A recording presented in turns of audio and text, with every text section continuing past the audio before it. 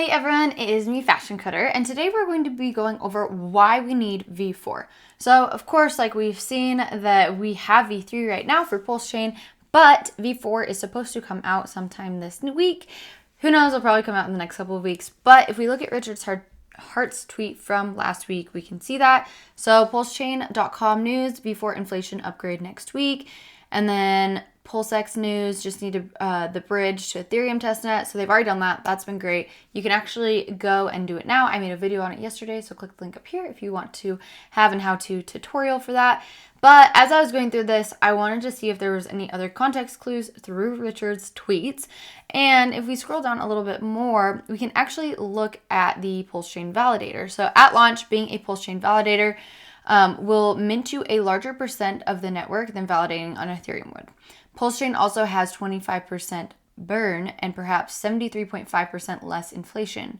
Changes with validator behavior. The new inflation patches should roll out next week. Cool. So that is going to be why we need a V4, because if we scroll up a little bit more, we are able to see that Richard talks about how testnet is going so well. And let's see. Yes, PulseChain V3 is nearly perfectly working. Network doing massive throughput right now as we speak. PulseX is working great too. Most of crypto would kill to have something anywhere close to as good or as what we have right now. Decentralized smart contracts burning everything. Okay, so that's great. And I've kind of gone over this in a video last week, but it really truly is for that inflation sector.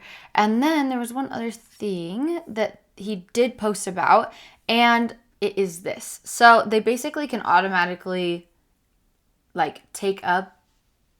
tear down and build up on testnet. So that's what this tweet says right here, which means that it's not as hard of a process as it probably was when the first time, they did it. So they're very used to that, which is great, but a lot is going on. And as I read this as my developer background, when I actually heard that Hex in itself was 100% uptime and it couldn't ever be edited, I didn't believe that because of just how code is. And I know that Richard wants things to be perfect, and so they are going to take their extra time to have a perfect product. And of course, there's probably going to be things just here and there because it is a blockchain, not just a token.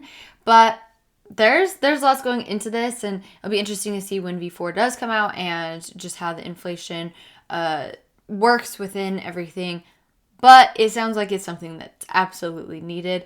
And Richard did say, I'm not going to be able to find it right now, but we're closer to mainnet than ever before, which totally makes sense because we're in the next day.